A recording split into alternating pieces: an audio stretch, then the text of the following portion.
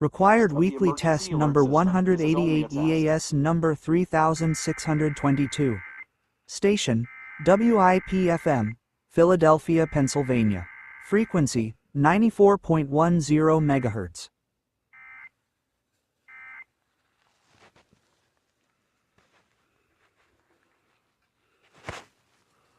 This was a test of the emergency alert system. Equipment that can quickly alert you during emergencies was being tested. If this had been an actual emergency, official news and information would have followed the alert tone. This has been a test of the emergency alert system.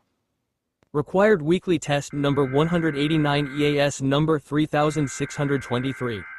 Station, KYW AM, Philadelphia, Pennsylvania. Frequency, 1060 kHz. Required weekly test number 190 EAS number 3624.